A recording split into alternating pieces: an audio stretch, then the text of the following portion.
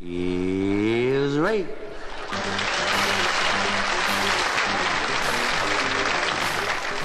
During the years of struggle, Ray's epitaph has been something to admire. He's been fooled by a chump. He's had to take the big bump. And he's had to swallow a big lump. I swallow some big lump too, cause let me tell you, people always tell me about, Ray, you talk too much. You do this too much. You should be like this. You should be like that. And I listen to them people, you know? And this one dude, I really dug him, you know what I mean? I'd act square around him and things and talk. I'm rehearsing my things so I can make a record, you know what I mean? And he told me, he said, you don't need to make no record. We can get famous, black brother. I love you. We can get famous, you know? I said, how? He said, I tell you what we do. We going up into the woods and we gonna rent a cabin. Now, we got a TV in the cabin, and I'm gonna sit in there and watch television, and I got a big switchblade here. You go down to the water hole and bring me back a live grizzly bear, then I'll skin him with my switchblade, and we'll make all the magazine and papers and get paid to autograph things.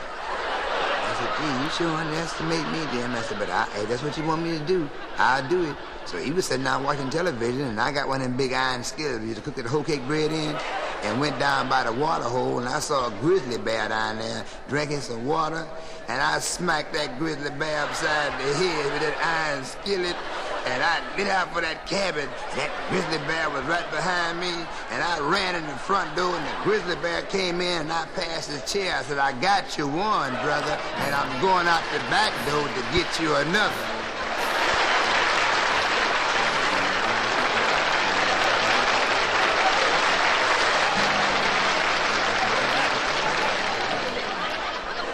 Lord, I got to,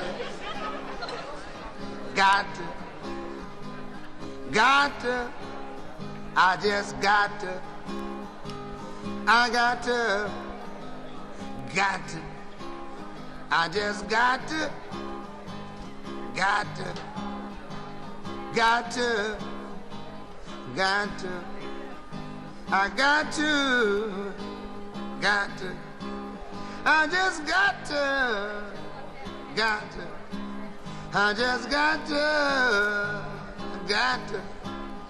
just got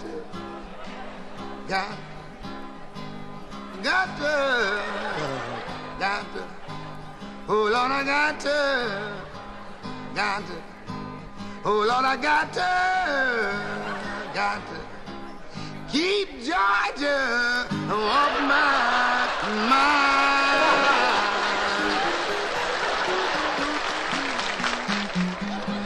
My mind.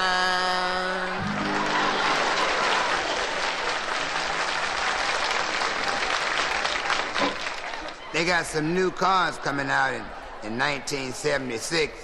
Yeah, they great.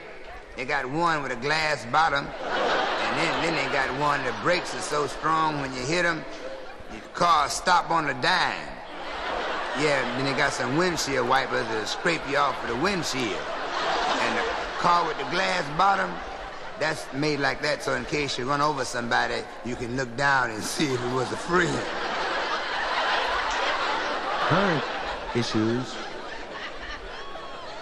and goofy events. Two cats walking down the railroad track, and one cat said to the other cat, say, hey man, this is the longest staircase I ever climbed. And the other cat said, hey baby, it ain't the staircase, but these railings is so low.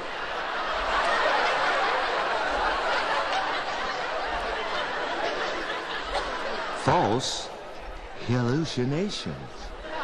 Two junkies riding in a car one day, and one junkie said to the other junkie, hey baby, I'm finna cross over into an intersection, so by me driving, watch my right-hand side.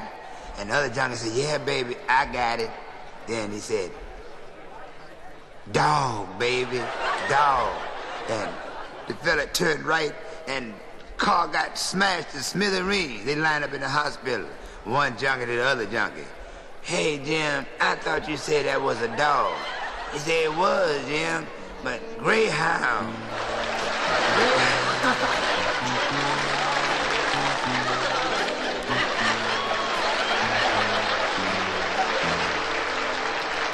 reverse psychology. I seen you saw that pile of wood you were supposed to saw. You might have saw me seen it, but you ain't gonna see me saw it. Get that off your rope.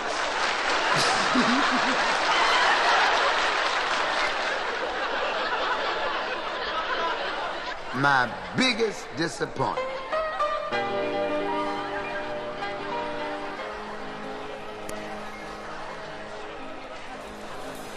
My next record.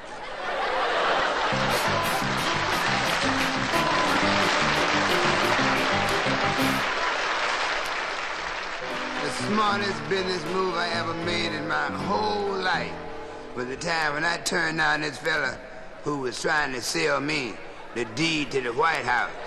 I knew that was a fake. I know he was trying to whistle with his mouth full of food. You know what he was trying to do? Change horses in the middle of the stream and couldn't swim. He had to be a phony. Here, I'm sitting with the deed to the Brooklyn Bridge.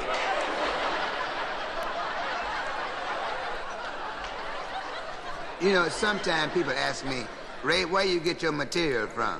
Well, I get it from everybody in the world. I ain't gonna pay no $150 a minute for no joke and tell it once and it ain't mine no more. I stole this joke from a fella in New York City. It consists of television. If you listen, you might hear your favorite TV show. Dr. Ben Casey asked Dr. Kildare if all of the gun smoke had been cleared from Paladin's rooms. He had to perform an operation. He had to remove that broken arrow from Cheyenne's brain. But they found out that Hazel had already beat him to it. So they called the Highway Patrol and the FBI and Mission Impossible and the Mod Squad because they thought Hazel was going to go down Route 66. But she fooled them, though. She jumped on that iron horse and rode out to Petticoat Junction. Stopped off in Peyton Place for a little affair. But when she got there, Deputy Dog and the lawman was waiting for her. They didn't have no handcuffs, so they had to tie her up with rawhide. And then they put her aboard the Seaview, and they docked at 77 Sunset Strip, and Judge Roy Bean and Will Sonnet ran out on the pier and said, Hazel, it's a good thing when you got aboard that Seaview, you didn't take no voyage to the bottom of the sea, because you might have accidentally passed Honolulu, and the Hawaiian got his eye on you. Yeah, but you better hire Perry Mason, because they've got a bonanza of a case against you. She said, the heck with it. Get judged for the defense. Or at 12 o'clock high, I might jump on that whirly-bird and fly on back to the land of the giants, which is New York City, and play What's My Line, Let's Make a Deal, that move to ABC. That's always be careful. Thank you very much for that marvelous round of look.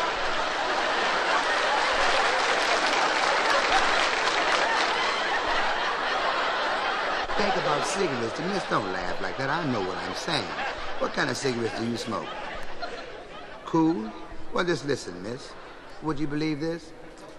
I saw a pale male get on a camel, and he rode all the way to Winston-Salem. He did that because he wanted to be sure that Philip Morris had made a lucky strike in Chester's Field.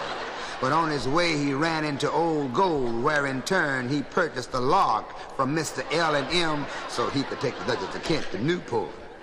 That's what a jazz festival was, you see. But when he got to Newport, the viceroy was so cool, he called in Sir Walter Raleigh.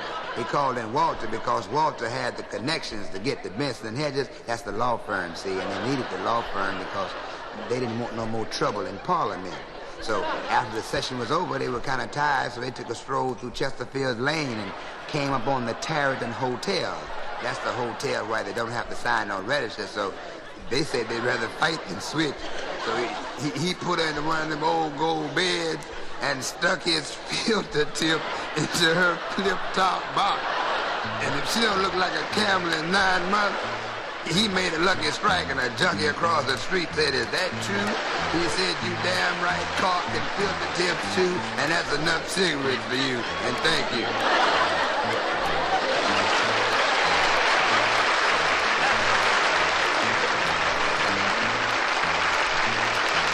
I got another thing I stole from a comic one time. I used to go down to Atlantic City and catch him down there and say, write something for me. And And he married to a singer. He would never write me nothing, so I took me a pencil and a pad, and I showed up, and I've been working study ever since. Listen, take my wife, for instance. Please do. Back to Egypt, and don't never come back. She can't cook. How do you burn Jell-O? Thanksgiving, she cooked me a 14-pound eagle. I said, what you stuffing with? She said it wasn't empty. My wife said she weighed 340 pounds. Yeah, she told me I must love her, she said, because every time I get in the bed, I roll to water. I said, how can I help myself? Now, by her weighing 340 pounds, see, she get a little complex every once in a while, and some nights I come home, she say, you don't never take me out no more because I'm a little heavy. I said, a little heavy. You put on a white dress and you look like a good humor truck with the trap door down in the back. She said, I lost 20 pounds. I said, look behind you, you'll find it. She said, I'm gonna have a baby. I said, that's good. She said, remember that fella scared me in that dark hallway? I said, yeah, I remember. And if that baby don't come here looking like me, he haven't scared you half as much as I might scare you. And when the baby was born, listen, come here just a minute. When the baby, listen, I'm trying to tell you something, don't laugh. Will you listen a minute? When the baby was born, he had blonde hair, blue eyes, and was eating matzo balls with chopsticks. And sit there giggling at me talking about, Daddy, Mama said take me to the zoo. I said, if the zoo wants you, let them come get you, little ugly mutt. I said, and furthermore, go on upstairs and play with those plastic bags Daddy bought you. My wife said, don't you talk to my son like that. I said, shut up. She said, don't you tell me to shut up. If you tell me to shut up again, I'll spend a week with my mother.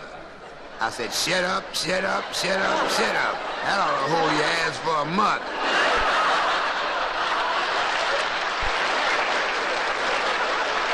Listen, don't let me get no hit record and where I can have this kind of fun with 2 pounds of that thing in here.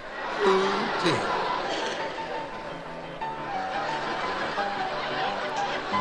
I'm not too sure about that last one, so I guess I better let you listen to the pickin' pickers.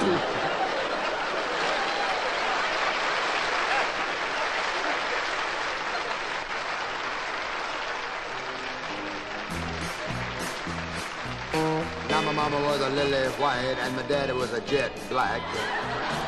They got me so confused, I don't know where it's at. One half white, the other black. I got me a major problem. Can I get an amen to that? There's an answer out there somewhere. There's gotta be a way. I think I'll find a Jewish priest and see what he's got to say. I don't know who's wrong or right. I don't want to cast no blame. But did Ricardo Willie Lee Jones have to be my name? No. I don't know which way to go. Oh, mama, oh, daddy, one of these fellas just got to go. One southern summer morning, I was as thirsty as I could be. There stood 2 water fountains right in front of me. One on my left, the other my right. One red colored and one red white. They won't let me live on Sugar Hill, and the ghetto turned me down.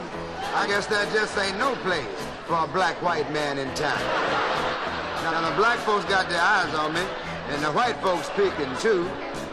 The Ku Klux Klan and the Panther Party wants to know what I'm gonna do. Romantically speaking, it's been a drag. What happened to the fun? The warmest smile I ever got was from a Russian nun. I don't know who's wrong or right, and I ain't gonna cast no blame, but did Ricardo Willie Lee Jones have to be my name? I don't know. I don't know which way to go. I don't know. I don't know which way to go.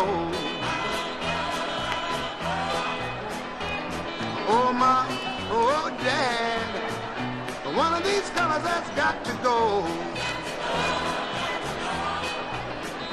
I don't know.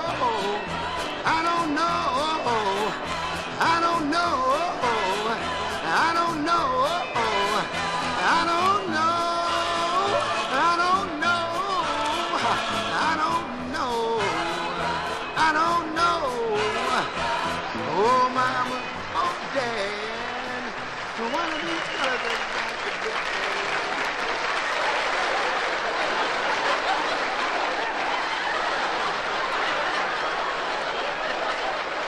Thank you. Thank you. Thank you.